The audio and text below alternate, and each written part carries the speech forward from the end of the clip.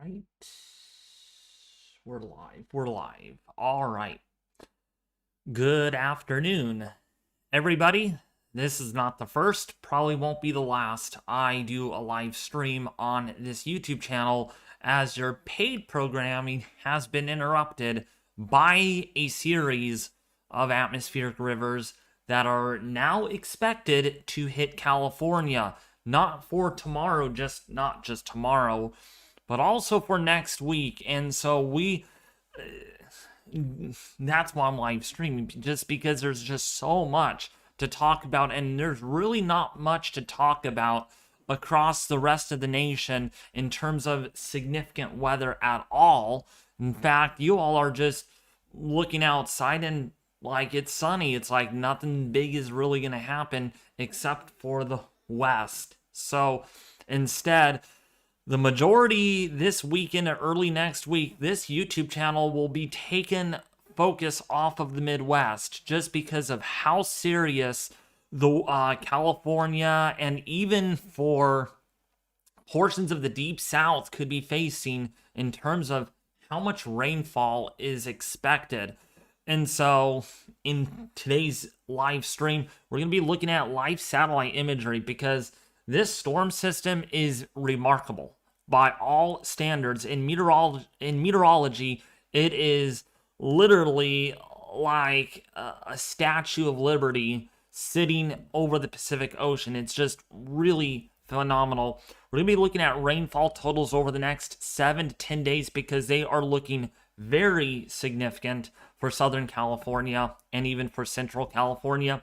We're going to be looking at the winds too. The winds are going to be a big deal with not just tomorrow's system, but also for early next week's system that we'll be talking about. And then the snowfall for the mountains looks pretty phenomenal too, especially south of Highway 50, Highway 88, the Southern Sierra could get several feet of snowfall with this parade of storm sequences of storms that slam the west. Not to mention Pacific Northwest and Oregon will get some sort of impacts too, but really largely this is a California thing in the short term or in the medium term, and then we'll be looking at the Deep South because one of these systems could actually make it all the way across the Deep South into the Southeast over the next week, which too could bring some impacts with that. So as you know, my name is David. If you haven't met me yet, I am a weather enthusiast that specializes in weather events across the United States. If that's an atmospheric river that we're about to see tomorrow in California, to a nor'easter in the Northeast, or a big severe weather event for the Midwest, my job is to make sure you all are prepared when and where a big weather event usually strikes. And in this case, unfortunately or fortunately, in some areas or in some aspects, California's turn to get the active weather. So let me do my business because we do have a lot to talk about, and that's why I brought my cup of water here. And it really illustrates in today's live stream, might see some thunderstorms too with the storm system. So let me drink my water here. Precipitation, I should say, what was once in the sky and is now going to be in my mouth. Come on, come out. I don't know why the water's not coming out. I guess that does good enough.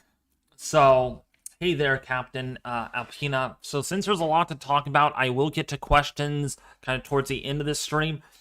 My goal is to make this stream at least an hour long or less because I have a lot of storm preparation to do. I got to make sure my weather station outside is firmly grounded so it doesn't blow over, because we're going to have winds that are capable of doing some hefty damage around the area.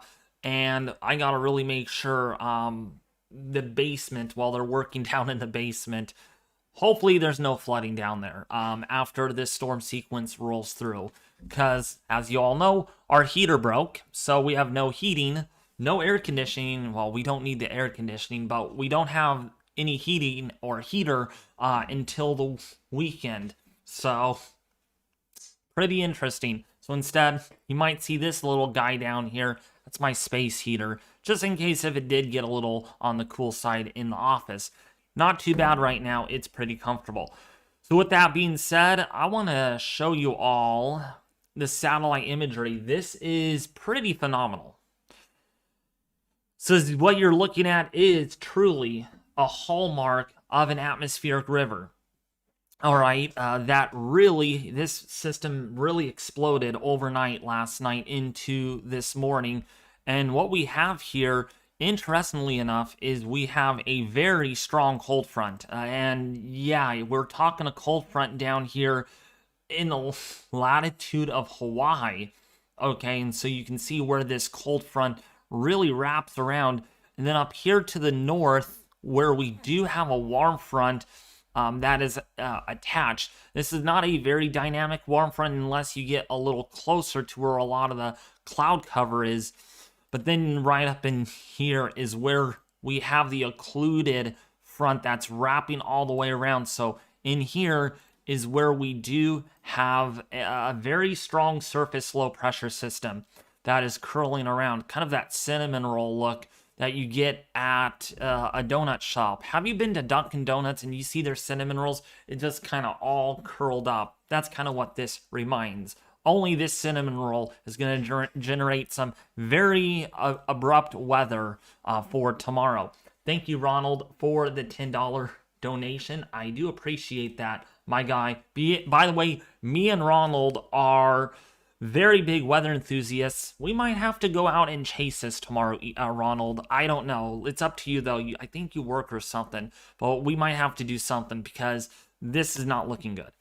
All right, so when looking at satellite here, let's just play this through. Actually, let's go to the last 96 frames, and we can see how this system has really curled up. Look at that. We even have some central base convection. Look at that. Kind of rotating around the center, curling around, and that's a signature of a very strong baroclinic instability that the system has underwent because of a very intense, ironic jet stream exceeding 150 knots, 160 knots, cutting across the Eastern Pacific, the NPJ, or the North Pacific jet. You don't see a lot of it here, and that's because, of course, it's very zonal, it's very straight, but I'll tell you right now, it allowed the system to really get pretty phenomenally deep with outflow in much of the quadrants here. Almost looks like a subtropical system in that sense that it is at a fairly low latitude of 39 to 40 degrees in latitude. That's not very high and not very low, which is why it's mid-latitude, but this is very strong for this latitude for this time of the year, and that's why this is pulling in so much moisture from Hawaii. There is Hawaii down here, by the way. I don't think my satellite imagery doesn't capture it very well, but there is Hawaii right off the side of the screen, right there, and look at all of this moisture just being pulled up, and where's California to scale? Right in here. Where's that system? Right here. So you can see how much bigger that system is versus California. So you can think of the fact that this system is bigger than California means, well, it's going to impact not just Northern California, but Southern California too. And so, therefore, we are expecting a lot of impacts with this system. The ridge of high pressure that brought us some all-time record high temperatures in some areas yesterday, including today. Stockton reached a high of 73 degrees, which is, I believe that's tied with a daily record set back, I think, in like 2013 or 2014. So it's been very warm in Stockton today. Yesterday was even warmer, but today was a little cooler, but still in the 70s. You don't see that because of how warm this air mass is. And just look at this, folks. Like, we got southwesterly flow subtropical air mass here. So this is warm, this is moist. You felt it today. It's kind of muggy out there for this time of the year. By the way, our average dew points this time of the year are typically in the low 40s, upper 30s. Our dew points today, right now, 60 degrees. So we're nearly 3 times of that to climatology, and that's because of this air mass being so moist, and it's getting primed of what is going to be coming our way for tomorrow. A lot of this warm, moist air can be used as jet fuel, octane fuel for this cold front. So that's a look at the current system right now. It's a good idea that we look at our GFS model because we got the 18Z run in for this afternoon. This renders every 6 hours, as you all know, in Zulu time. So there's the 18Z run, as you all can see right here. It's 18Z. So going forward, what are the models thinking? Well, what's the latest? Well, we're going to get through this system briefly because we know what the impacts are going to be. We're going to be looking at a lot of rainfall. That is a guarantee. It starts in the mid-morning hours, but the heaviest is really going to be for the evening commute into overnight Wednesday and a Thursday morning is when I think we're going to see the heaviest rainfall. Now, some of the high-resolution models are a little fast on this, and we yet to see some corrections to that. The HRRR is probably more realistic than some of our other models like the NAM. Really not doing good at capturing this. A little too fast on the system, I believe. But that's not to say that maybe that model is onto something, and the GFS maybe need to do more catch-up. Right? So this system right here is going to bring a lot of rainfall. This is more of an even friendly ship event. So just as much rain falls up here will fall in central and southern California. There's no winner or loser here. Everyone's getting rain in the span from Tuesday late night in northern California all the way into, say, Thursday afternoon in southern California. So this is going to be sweeping north to south. So eventually Southern California will get it, but looks like Wednesday there will be dry. And then look at this. This moves into Southern California. Unlike systems, they de-amplify, then the cold front weakens. This is not that type of system. This actually will make it all the way down into central Baja California. It doesn't surprise me, even if Cabo San Lucas, Mexico, can get a few showers out of this cold front. It's pretty far south. So even Cabo might get a few sprinkles or a few showers with this, which doesn't happen very often. So that means Tijuana, San Diego, by Thursday, the 1st of February, by the way, you're going to start on a very wet note. And this is just a testimony of what is to come. The first system, yes, it's going to cause some flooding. You're gonna hear about that on the news. Some street flooding, urban flooding, some small creeks that could be on the rise. Some rivers that could also tempt to get to monitor or minor flood stage. But it's nothing like what we'll see with the second system, as the GFS model and some of the ensembles have really uptrended in today's forecast, which is a very alarming signal, to say the least, because typically models like to downtrend last minute, but no, they're uptrending at the very last minute, and this is 4 to 5 days away. Okay, and so this system, first of all, is going to bring a lot of rain and a lot of snow for this year, and then yes, we will be in and out of showers and thunderstorms for Thursday and Friday. Some of the storms could be capable of producing small hail and some gusty winds up to maybe 30 or 40 miles an hour. We're looking at enough appreciable instability for thunderstorms. I don't think we're going to see any severe thunderstorms since this is a cold, latent air mass. Usually when it's more warm and subtropical, we get higher dew points. We tend to get a little more instability. This is not that type of situation. As we can see, temperatures aloft will be cooling pretty quickly throughout the day Thursday and a Friday, and this is why we get thunderstorms. And if with that forcing aloft some jet stream influences, we're likely to see showers now all the way through Saturday. Saturday, we were thinking maybe a dry day in the forecast, but that does not seem to be the case. I think we're going to see a couple of showers in the forecast on Saturday. Saturday looks to be the lower end of the day of precipitation chances.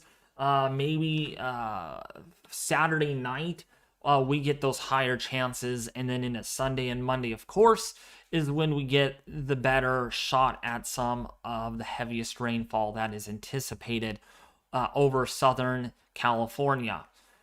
All right, so this is Saturday, and keep in mind that the air mass is going to be cold, so definitely no 70s, probably definitely no 60s in the forecast.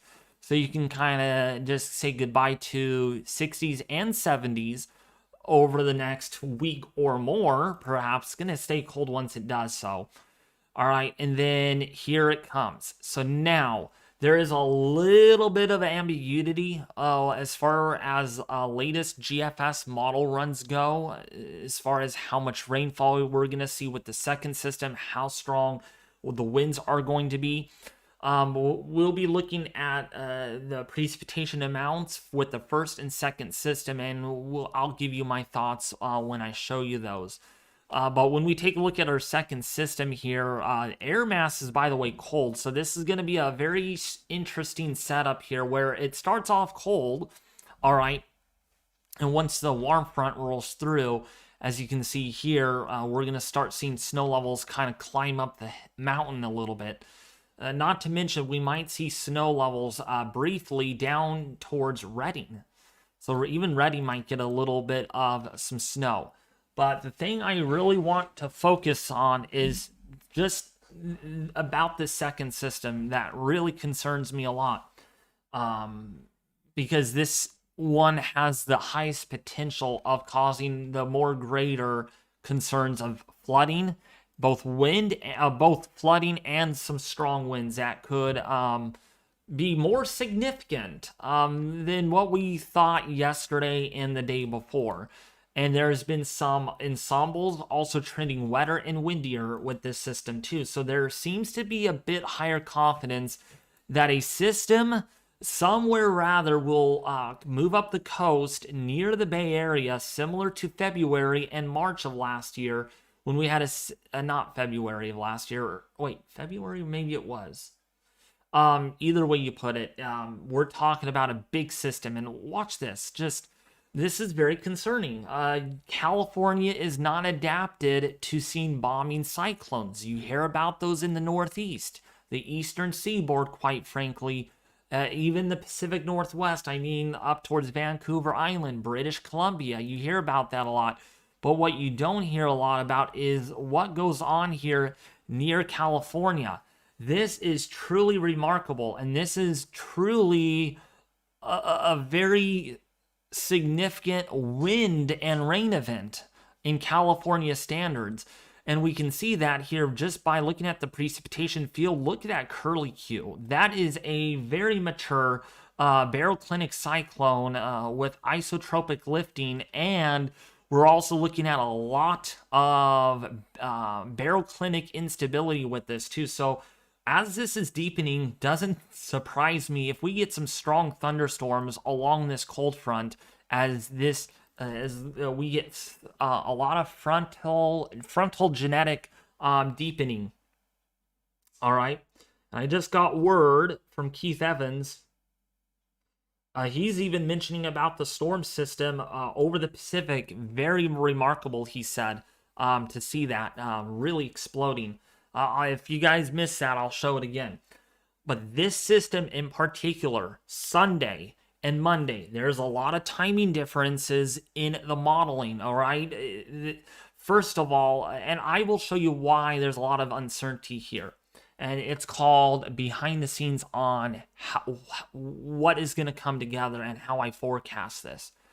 So right now, if we look at the 18Z GFS run, that's a 976 millibar system. And if you think, oh, that's 976, that's not at least 950 millibars or 940 millibars. But where it's located is what makes this truly a historic event, perhaps. I mean, if we move through this, the air pressure readings here are on the order of 4.5 to even 6 millibars below the standard deviation average. That is in the books of all-time records in this portion of the world. Okay, 976. This is, by the way, only 150 miles off the coast of San Francisco. This is no 400 or 500 miles offshore like we're seeing this. So to put this into perspective, let's just think of something. The surface low is going to be here, so I'm going to make a line. Draw that same line and look how close. Imagining the curlicue. Okay, so imagining this line right here is the edge of the coastline of California. Oops, let me actually... I forgot to... Hold on a second. There we go. Let me change scenes. That makes it a little bit better so you guys could actually see what I'm doing. That would really be upsetting if you guys couldn't see what I was talking about. All right, so imagining the same distance between this surface low approximately to the edge of the coastline. So let's just say you put California here and you have the coastline and you have the surface low. That is very close. I mean, imagining this system next week being right here near the Bay Area, you can see why this would be a true remarkable event in California state history as far as that goes, because of how close and how intense that would be. By the way, I'm not arguing enough about this. This system out here in the Pacific is truly remarkable. But the good thing is, like all these systems go, this is gonna go into British Columbia and then actually loop around and dive down along our coast as another low that I'm about to show you here on satellite and on forecast models. It's way out here, and this is gonna it's actually going to go down here.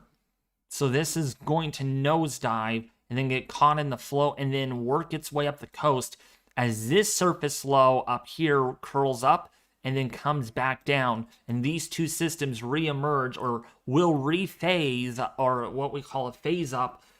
And that's why I believe this second system could be a lot stronger, because now the models think that this low here could be a lot stronger. And once these two combine into one, we could be talking about a system, folks, as strong as what we had easily last year in March and in February or January. So keep that in mind. Strong system hitting California on Sunday next week. Sunday and Monday seems like a realistic possibility here. All right. What's up? It's Jeff Roblox. All right. So let's go and look at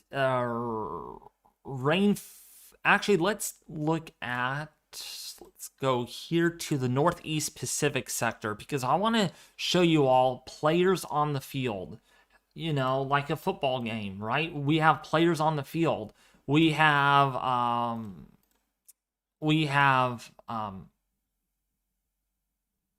forgot their names. I forgot some of the players' names. Say we have the quarterbacker right here, right? And then we have a linebacker over here, right? You get the idea, players on the field. So the first system is here, but watch what happens here. Now, as a lot of you know, of course, models don't do good with the evolution of this, right? We know that something's going to happen on Sunday to Monday next week as far as the rain and the wind part. We will get to rainfall totals here and snowfall totals because they look very substantial. Probably the most snow we have seen in a single couple of storms that we've seen in a pretty long time in California, since last year at least. So while this system does not look like, oh, it's just a little glocket of winds, right? That's my term. I like using the word glocket. I don't know. It's just been a term in my mouth for a while, right? So we have this little glocket of wind energy. It doesn't look very significant. You have this high pressure up here. That's been well modeled, right? Then we got this low. That's the first system, right? Me and Ronald absolutely loves when I actually do this, when I actually annotate of players on the field, right? So the first system, we know that's going to impact us. That's going to be a significant one. But where the second storm comes from is going to be out here, right? It's going to be this piece of energy. There is the first storm, right? It's going to come back around and it's going to come right back down. It's going to kind of be a boomerang. And then here's your upper level high that is up here and a surface ridge corresponding to that. And then down here you have that trough, right? So players on the field. Now, if you think that's significant, if we take a look at our jet stream energy, this is pretty strong. Look at this. We got a trough that does this divergent baroclinic flow in the right front quadrant of that. The downstream flow is very dynamic with this jet stream extension well into California and Southern California. So that's why I think this system out here has pretty big potential of doing something pretty significant for California. Once it gets its act together, because as of course models could only do so good at kind of forecasting the weather, right? And it's our job to kind of interpret that and see what might end up happening if the GFS is onto something or if it's not. But very strong jet stream here, and this is 300 millibar flow too. Looks pretty strong as well. And this is when things really get nasty. Okay, let's actually take a look at this. Actually, you know what? Let's do the 500 millibar height, because this kind of gives us two perimeters in one. There's the original low filling in. Here comes the new surface low as it develops in a quick manner. Look at, see how this kind of just deepens. Boom. 81 hours out, and then here it is. Look how deep that gets. Okay. Yeah, I'm going to be looking at rainfall totals here on the matrix in a second, Michael, so make sure you stay tuned for that, because it does look pretty significant for Southern California.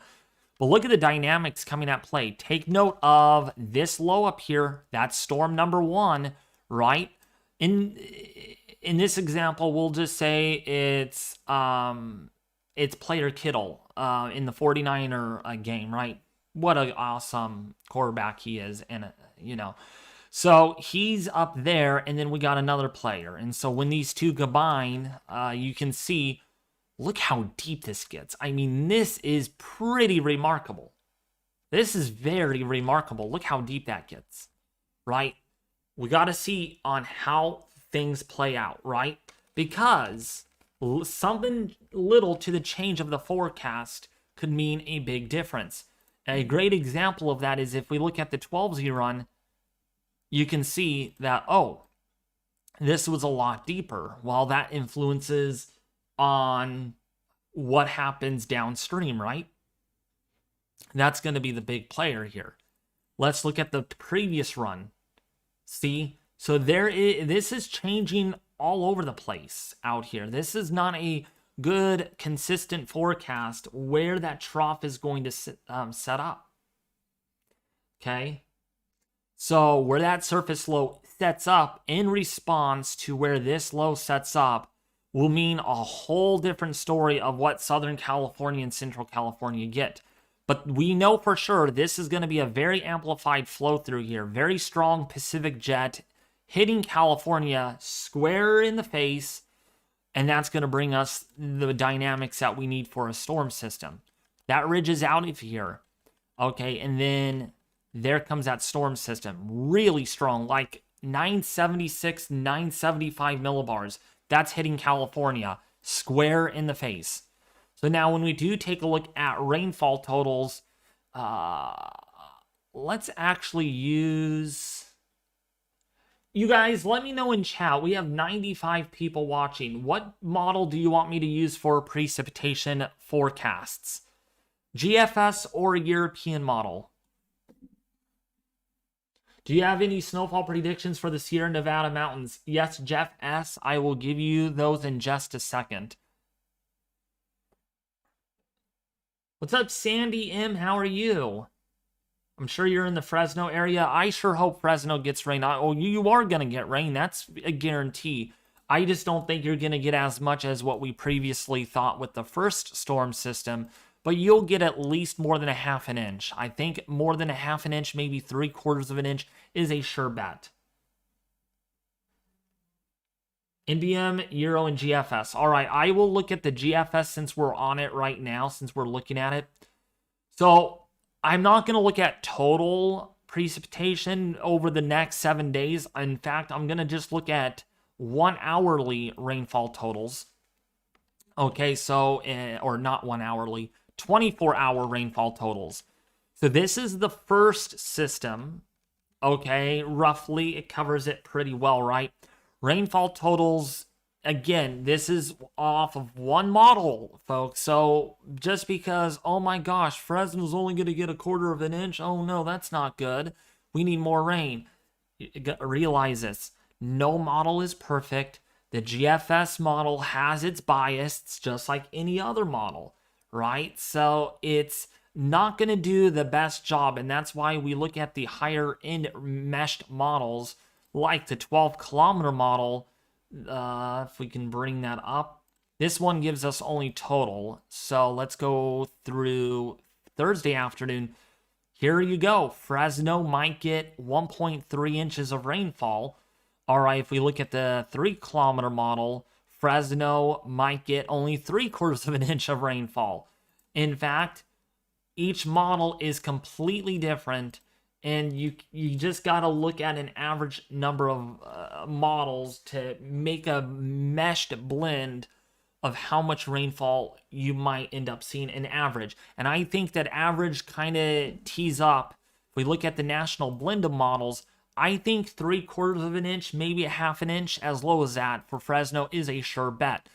Much of the Sacramento area, probably between about 3/4 of an inch to maybe about an inch or so. What's up, Justin G? Welcome, buddy. Stay in the live stream because we got to talk about your area. Your area could get decimated by next week. So, yeah, stay tuned, Justin, because I've got some serious bad news for you as far as rainfall department goes. So, quite a bit of rainfall over much of California. Southern California, don't get me wrong, SoCal down here might get about an inch to maybe a couple of inches of rain with storm number 1. This is not storm number 2. This is not including that. I want to be clear. This is storm 1, rainfall totals. And yes, there is enough rain down here with storm number 1 because of all the flooding and a lot of issues that Southern California had last week, that it doesn't take much more rainfall to cause more river rises and small creeks to rise, even with only an inch of rain that falls with this first system. So now, let's go back. I'm going to look at the ensemble. Actually, you know what? No, let's stick to the NBM forecast, National Blend of Models, because we have the matrix forecast that I want to show you all in a second. So that's storm 1. Actually, let's look at the 12-hour rainfall totals. So there is storm, there's storm 1. Here is storm 2. While this is far out, I definitely think Southern California will definitely get more rainfall than what the NBM shows in a 12-hour period, which, by the way, in 12 hours is a lot of rainfall for Southern California. I mean, for every 12 hours, you get about an inch to 2 inches that fall there. Okay, so let's take a look now at our GFS again, and let's look at 24-hour rainfall totals. So, of course, once that storm passes its way through, again, there's your 2 inches maybe for SoCal with storm 1. We are in and out of showers, some thunderstorms, and then here comes storm number 2, okay? Very interesting. Some areas don't get impacted as bad as the first system like we have here. Maybe some dry, not dry, but not very much rainfall versus the northern mountains of California, some of the higher elevations here of the Sierra. The coastal range mountains are going to get decimated with this first second system. And then really, this really catches my eye right here. 4 inches. 4 inches of rainfall in a 24-hour period. And I'm just warning you all, this is not on a high resolution model. You can tell it's not high res. It could be more high res if we look at our higher res models when they capture this. This is still far out, but wow, 4 inches. That is even topping almost 5 inches there in Orange County. Look at Los Angeles, 4.5 inches in a 24-hour period. So that is really significant. Okay, 1-day rainfall totals. Okay, this is not adding to the storm total. Okay, per 1 day totals are what you see here. And Southern California, I'm telling you, doesn't surprise me if we get a moderate risk of flooding from the Weather Prediction Center in later outlooks. Does not even surprise me if there's a small high risk down here locally in the LA metro area for Sunday night all the way into Tuesday next week. Yeah, it's not going to be a week-long event. It's only going to be a few days, but wow, there's going to be a lot of water focused in that short amount of time down there in SoCal. If we go even further south, say like eventually San Diego is going to get hit with this on the GFS. Check the 12Z GFS and newest NBM, laughing out loud. Yeah, well, that was a 12-hour accumulation, Justin G. That's probably what that's why it didn't seem that much. Yeah, so the 12Z Justin G, it is showing 5.5 inches, okay? But when we blend this all in, there's a lot of uncertainty with this still. I'm going to look at a more conservative standpoint of this. 5 inches is certainly a possibility with this system, all right, in a 24-hour period. Okay, that's give and take, right? The thing is, a lot of you're going to learn this from me, is never forecast the highest amount of rainfall. Yeah, that is a possibility. I'm not saying that this system is not going to be a very, very powerful storm at all. It is going to be. But the chances are much higher to see more than 4 inches of rain than more than 5 inches, if that makes sense, Justin. Right? From a probabilistic standpoint, I would probably favor 3 to 4 inches in Southern California over 5 inches on the based on the average blend of the last couple of runs here. But look, it does get close right here, 4.84 inches in the metro area, which is still very substantial. 48-hour rainfall totals do look to exceed 5 inches. That is a given. Maybe 6 inches in a couple of days. 3-day rainfall totals down there might even exceed 6 to 7 inches. Now, the 12Z run was a lot more bullish. Okay, we'll see with what the 0Z run does tonight. But, if we look at the 06Z run from last night, this is still all over the place, right? So, because we're seeing a lower outcome on this run for Southern California, means there's still variability. That means, oh, okay, I'm not confident into saying 6 or 7 inches. What I'm confident in is, and you got to look at this, I kind of learned this over time from other weather experts, Justin, is, are you going to get more than 1 inch of rain? Yes. Are you going to get more than 3 inches of rain? Very much so likely. Are you going to get 5 inches of rain? There's a slight possibility. All right. The higher you go, the lesser chances you're going to be. So, yeah, I'm aware of that. The National Weather Service says up to 10 inches for the foothills and mountains.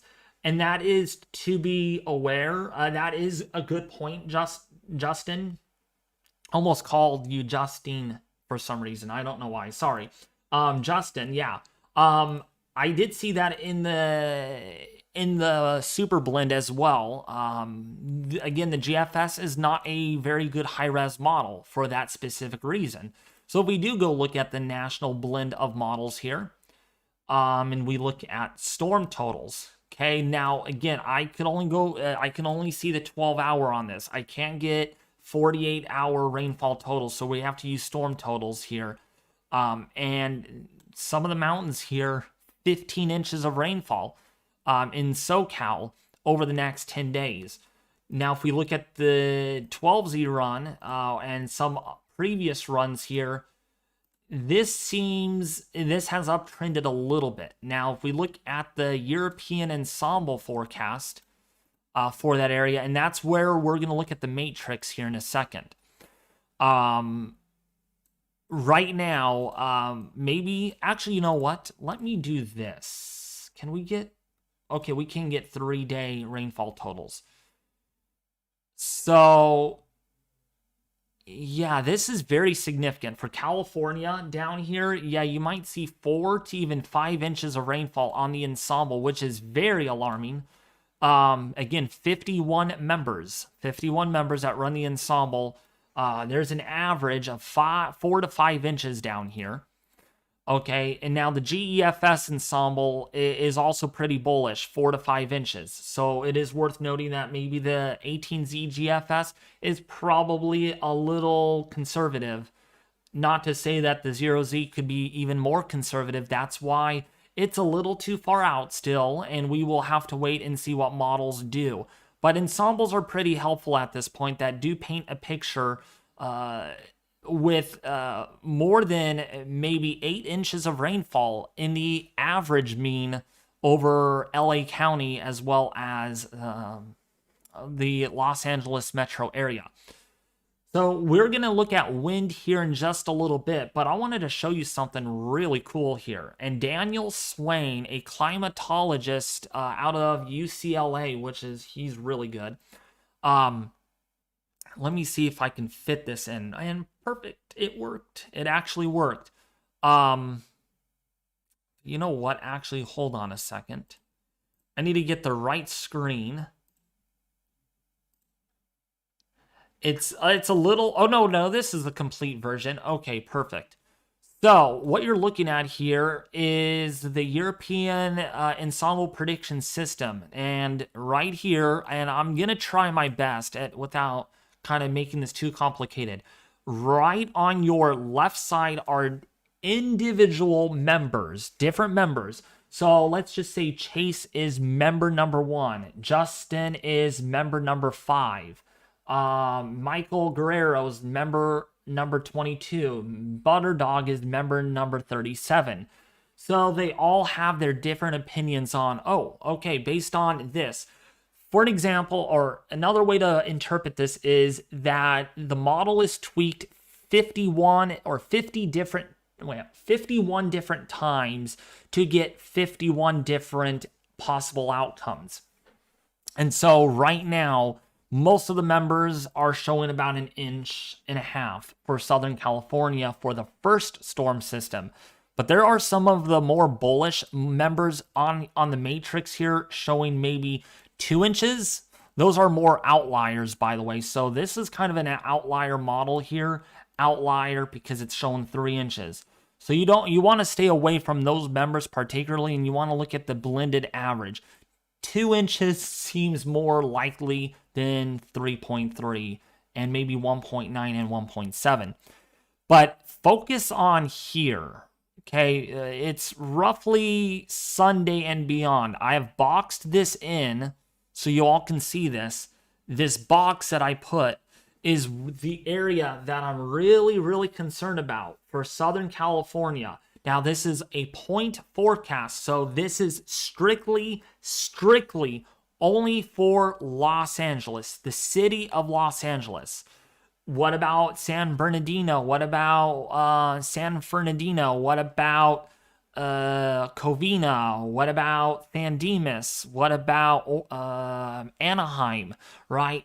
they will look slightly different than this, okay? From point to point, from city to city, gonna look a little different.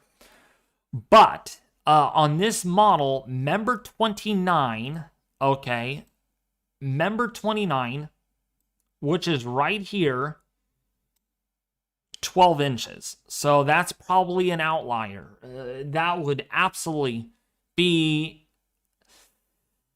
devastating. Full extreme devastation.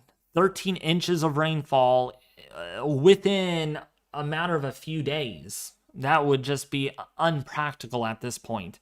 However, 7 inches, 6.8, 7 or 6.5, 5.3, 8.2, this area in the member field, very concerning. This is the majority of the models indicating that there could be 6 to 8 inches of rainfall in Los Angeles. Now, this transpires to maybe a foot or more of rainfall in the foothills and the mountains of Southern California, like the San Gabriel Mountains, the Hollywood Hills down there near Malibu. Some of those mountains and hills could really get impacted by a lot of water, a lot of runoff, and this is the scenario that you do not want to see. All right, a lot of members going aggressive on this, and it is worth noting too on this, the 10th percentile, which means the at least rainfall you're going to get is 3 inches out of this storm system. So that is alone to cause a lot of flooding and a lot of problems across Southern California, let alone with the worst case scenario, maybe 12 to 13 inches. Again, I don't think 12 or 13 inches will happen, but you get the idea that different members have different outcomes, and we use the ensemble to take the blended of averages, and right now the blend is roughly 7 inches in Southern California. Actually, 5 to 6 inches of rainfall additionally, because we're combining the first storm system, right? So, yeah, up to 7 inches could fall within the matter of 4 to 5 days, and that asks for a lot of trouble. There's going to be a lot of flooding. For this Watsonville, California area as well, pretty high on the rainfall totals on the ensemble, maybe 5 inches by Monday and Tuesday next week. That's enough to cause a lot of flooding. That is in Santa Cruz. That is in Monterey Bay. So a lot of rainfall that is anticipated. And look at some of these members over here, 6 to 7 inches. Another group of clusters down here, 5 to 7 inches of rainfall. Okay, and not so much here from members 21 down to members 32. Not really aggressive, maybe between 3 to 4 inches. But either way you put it, 2 distinct storm systems will slam into California through the middle of next week, each delivering some strong winds and a lot of problems. I also wanted to show you all some wind gusts as well, both from Los Angeles. See if I can bring that up. So wind gusts. So here is the first system, something like that. So the cold front here, maybe the backside rolling through here. So the ensemble has wind gusts between 30 to 40 miles an hour for Southern California as the cold front passes its way through. So even down here in the ensemble member you're getting some wind gusts in the mid 40s. We got some upper 30s here. And then here's a distinct second storm system that rolls into Los Angeles with another round of 20 to 35 mile an hour wind gusts. That system does not look to be as windy as the first system, but it could go both ways as well. Very wet and very windy too, instead of very wet and not so windy. Now, I wanted to show you the Sacramento area. Let's actually go to... Oh, wait, no. Let's actually go to... Let me go to Sacramento. Let me see if I can find it here. Here we go. Weather Forecast Office. Wind gusts. And then we will go to and look at San Francisco with its wind gusts as well. All right, so here is Sacramento, a very distinct band of very intense winds for the first system. Look at this, some going 53, 53. We even got a 55 up here on member number 2 from the European, making an average of 43 to 50 miles an hour. So that is a guarantee at this point. We're going to have damaging winds with storm number 1. And then storm number 2, there's a little bit of uncertainty on the winds on this one until we get a little closer. And that's why we're not saying this is going to be the strongest wind event yet to come for California, because there's a little bit of uncertainty between run and ensemble. So right now, at this given time, wind, and this looks to be in miles per hour, so wind gusts right now for early next week, still on the doorstep of about 25 to 35 miles an hour at the moment. But don't be surprised if we see significant uptrends in later model runs. In fact, if we go to the 0Z from last night, there has been a marked uptrend in the Sacramento area with wind gusts between 15 to 20 now on the 0Z run from last night to now 20 to 30 miles an hour. So that's a big uptrend. And then if we go a run earlier than that from yesterday morning, there was barely anything. Not a very good signal, very mixed signal, in fact, with that. Now we have a little bit more of a solid signal, a little bit more of one, not complete yet, with winds that look to be a little more stronger. And we should see more things align a little bit more as far as winds go with that one, because that has the highest potential of bringing serious wind damage. All right, so now let's take a look at San Francisco with its wind forecast. Of course, some of these members going pretty aggressive, 50 to 65 miles an hour, okay, on the first system. And then the second system here for early next week, still a mixed signal, but look at that average, gusting to 35 to 50 miles an hour, or 35 to 45 miles an hour.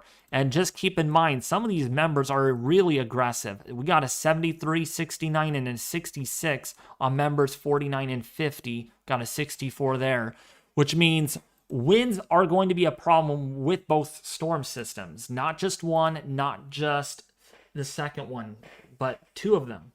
Okay. So, did I cover that pretty well on what this all means, folks? I hope that was not complicated at all, because my job here is to not confuse you all on what we're looking at here, and indeed to educate you, and so you all can learn on how to read models a little bit more, right? I want you guys to be meteorologists or weather enthusiasts just like me, right? So what you looked at there is individual members that make up the ensemble. And that's what this actually is. This kind of gives us an average blend of a lot of those members put together. Okay, and so the blend is looking pretty aggressive for Southern California and also for the coastal range mountains of the Bay Area and Big Sur area. But not very aggressive, somewhat aggressive for the Sacramento area. But that's to be expected. 3 to 4 inches on the ensemble mean through early next week. So now we covered that. Oh, snowfall totals. I want to show you all how much snow. Some of you have been waiting just basically the entire live stream for this. So I want to get through that, and then we want to look at a couple of separate models as far as those winds go. If I can even find it here. Where is it? Okay, there it is. So looking at snowfall totals, okay, through early next week, this is pretty concerning. This is through Wednesday next week. This is the 10-1 ratio. And then the next system could be a little colder, which means more high ratios. But look at the ensemble here for the mountains of the Sierra, averaging 75 to almost 80 inches. Okay, that's a lot of snowfall in a 5 to 7 day period for these mountainous areas. Even some ensembles honing in on some snow for some of the Bay Area peaks, even for some of the mountains of Southern California, indicating a little bit of snow there too, which is not surprising given that the second system might be a bit cooler, not totally cold, but a little bit cooler than the system that we have tomorrow. Now, looking at the deterministic output of this is the 18Z run. Let's look at next week's storm. This is when we're talking all the way through Wednesday next week, 96 inches on this. Now, you're probably like, 96 inches? That's not a lot. The ensemble was higher or nearly as high. That's the deterministics can go back and forth with snowfall totals. But when we look at our Kachira, almost 200 inches. And that's, again, from that second system that could be colder, almost 200 inches on the European model, which is quite a bit. That's something that you don't normally see a lot in California, except last year we saw that. Even the GFS is more generous at only showing about maybe 5 to 7 feet of snow by the middle of next week, whereas the European is going a little more bullish at indicating maybe 8 or 9 feet of snowfall in that same time period. Wow, that's a lot of snow. All right, anything else should I cover, folks, before we talk about the winds? Because I want to talk about the winds with storm number 2. Actually, storm number 1. And then we'll look at the winds with storm number 2. Because storm number 2, folks, I'm not joking when I say tropical storm-like conditions. That's what California could be facing by early next week. Tropical storm force winds hitting San Francisco or right off the coast. All right, so anything that I missed that I need to go over before we move on? I will talk about the deep south briefly once I cover what I needed to cover in the western sector. How's your guys' day, by the way?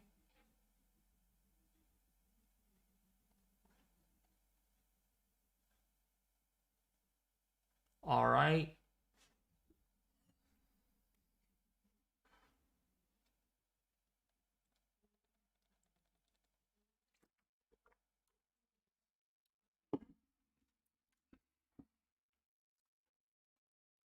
You guys there? I think I covered everything since I have not gotten any responses yet. So at least I did my part there. All right, so let's take a look now at our winds for much of our area. And let's see if we got the 23Z. We don't have the 0Z out yet. So what I'm actually going to use is the H-Wharf model, not because I'm cherry picking, not because it's the worst outcome, but it is also out of the National Centers of Environmental Prediction, which also runs the GFS model and some other models that the National Weather Service actually uses. So going forward, winds are going to be a big deal up here in Fort Bragg and say in portions there of Ukiah and Eureka. And then coming further south we go, winds are going to be on the increase by tomorrow afternoon, winds 20 to 30 in the valley. And then especially by the evening commute is when we get into more wind damage territory here. See these winds here across the Central Valley, along the coast, and even across the Bay Area early on. Winds along the coast of San Francisco could approach 30 to 40 miles an hour. Those are not wind gusts. Wait until you see the wind gust aspect of this. But sustained winds even over the valley, Central Valley, and even along the coast here could be approaching 25 to 40 miles an hour. That's enough to bring down lots of trees, power lines. Grounds are saturated, so it's not going to take a whole lot of wind to knock down more trees than what you might expect with a lower end wind event. And that rolls through as that cold front swings. So by Thursday morning, winds should be on the decrease. Now looking at the wind gust forecast, okay, you can see winds gusting along the coast, about 50 to maybe 60 miles an hour. That's why there's high wind warnings out. That's why there's wind advisories out. Okay, and then for the Sacramento Valley, for the Central Valley, winds gusting to 30 to 40 by 1 p.m. And then look at really tomorrow night, we got lots of 50s up and down the valley, 55 to maybe 65 miles an hour. That's enough to not 65. I went a little ahead of myself on that. Between 50 to maybe 60, at least close to 60 miles an hour is enough to really take down trees and power lines. And then that cold front rolls through, but notice the winds stay elevated. Oh, and okay, so hold on, I got to get to an urgent text message here. Are you here yet? Or are you on your way? All right, sorry about that. One of my church buddies is actually coming over. We're actually gonna have to check my weather station to make sure it is well secured, because I am concerned about it knocking down potentially some of the cabling to get disconnected because of how strong these winds could actually end up being. This is not going to be the first checkup that we will have to perform on the station. We are also going to have to do another one probably on Saturday. Man, busy couple of days, I'm telling you. Actually, I've been live for about an hour, so I'm going to have to actually cut this short here in a little bit because my friend's going to be here in a little bit checking the station out. Oh, and there he is. Hey, hold on, you guys.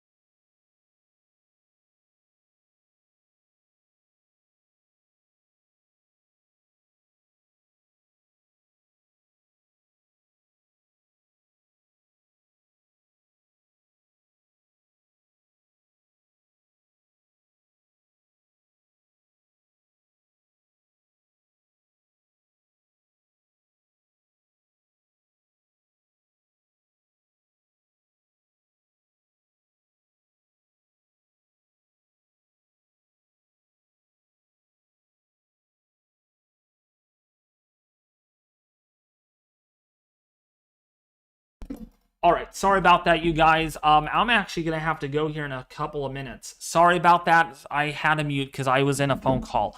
One of my friends again is coming out here to check in my weather station because I really want to make sure it's well secured. Because when we're dealing with 50 to 60 mile an hour winds, that thing we don't want it to fall, because this weather station, folks, I want to make it clear with you all. This goes to the National Weather Service. And if you think I'm lying to you all, which I'm not, I want to be clear about that.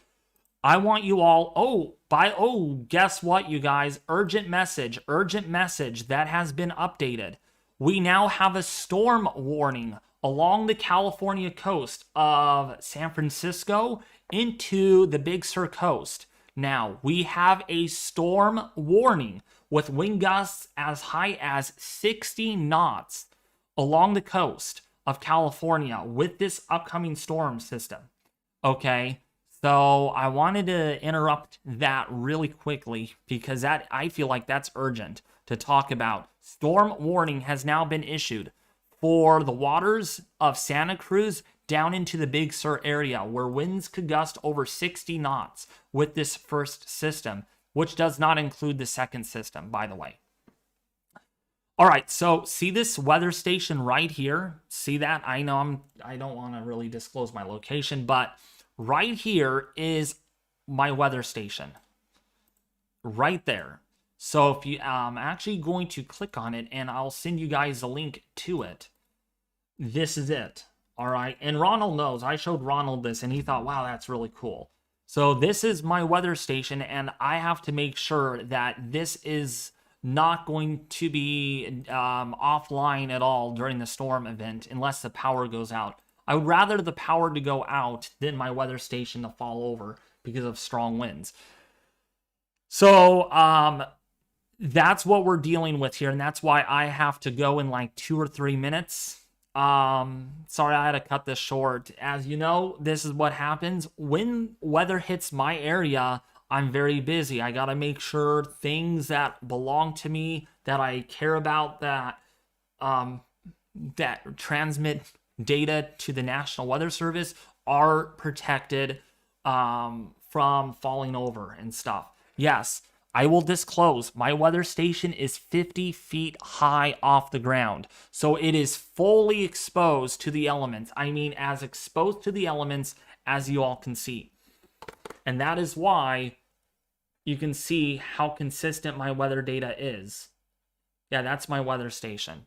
And right now, it's not 75 degrees outside, it's 65.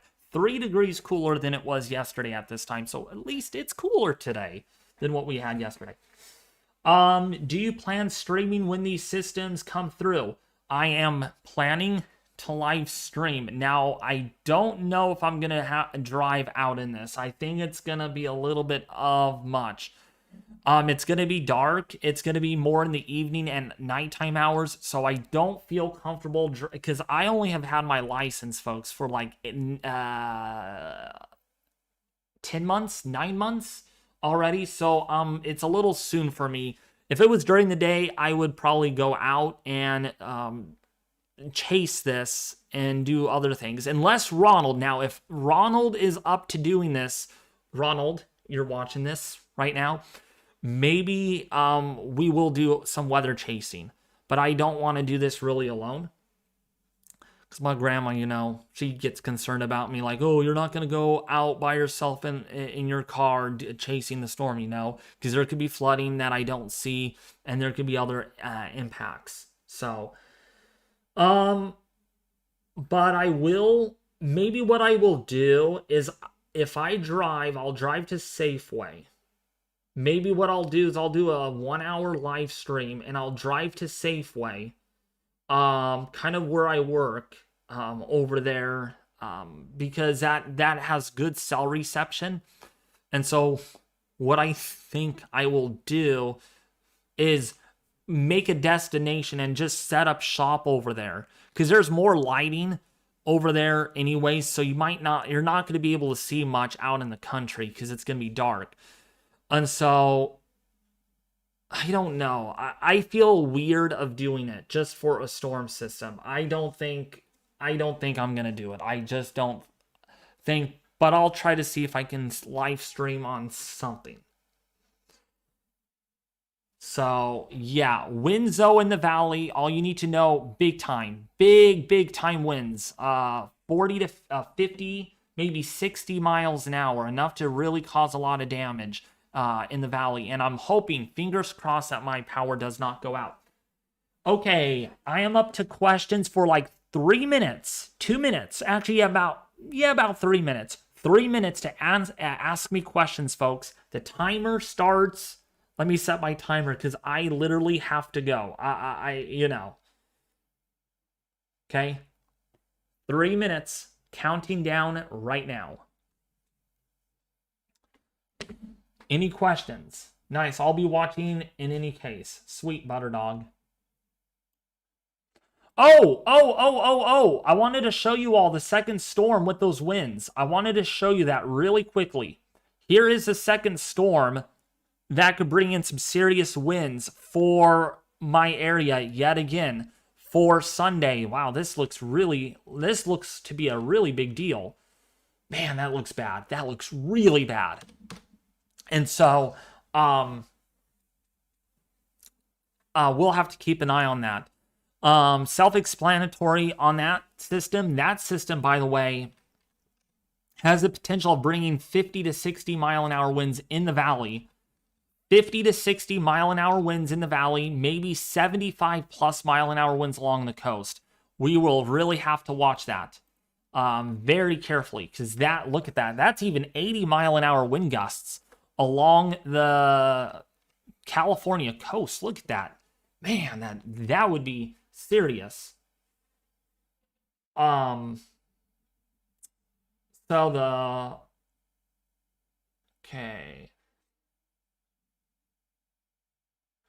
So Ronald, I don't know if you heard my question. Do you think you will be able to weather chase tomorrow? Are you going to be available of doing that tomorrow evening? Tomorrow evening, tomorrow late afternoon, because I'm not available in the morning hours.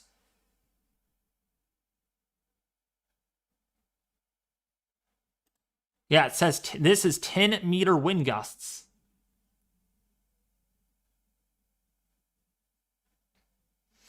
I'm expecting 60 to 70 mile an hour wind gusts from System 2. GFS under does winds by 5 miles per hour. HRRR will show it if it holds. Which, by the way, I want to be clear, this is a 5-day forecast, just under 5 days away. Yeah, it is under 5 days because this was initialized 18Z this morning at 10 in the morning. So this is under 5 days. And it's been trending stronger. I mean, yesterday's runs, look at this, Ronald, by the way. Actually, you know what? I'm going to use this for reference. Look at the 18Z run yesterday, Ronald.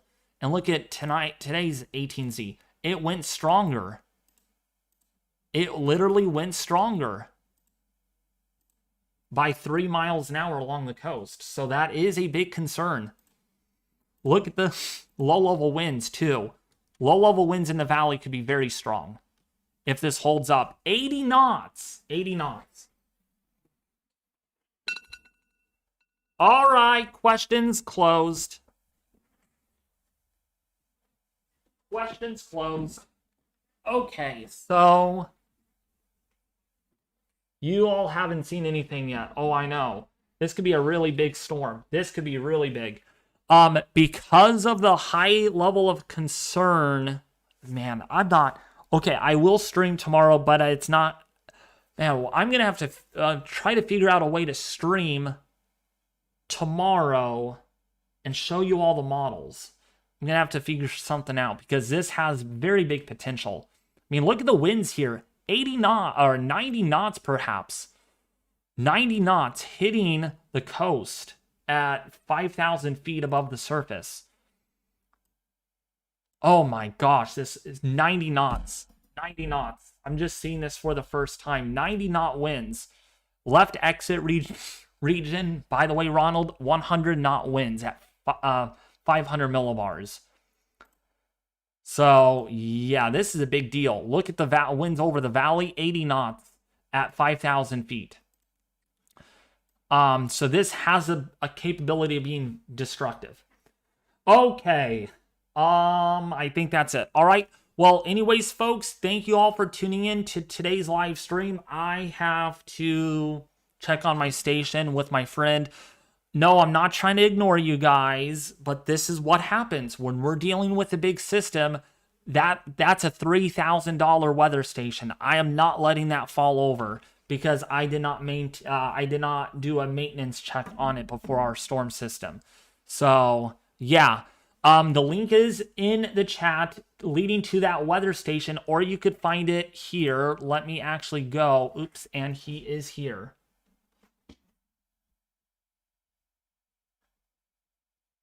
Okay, I am walking outside right now. All right, you guys, I actually have to end up going, but here is the link. Thank you all for tuning in, and I love you guys a lot, and I will be back with you with a live stream tomorrow. We are going to track this live on my YouTube channel. I'll find a way to do it. If I have to go to Safeway and do it with faster internet there, I will do so. All right, thank you all for tuning in to today's live stream. Love you guys a lot. Share, like, and subscribe.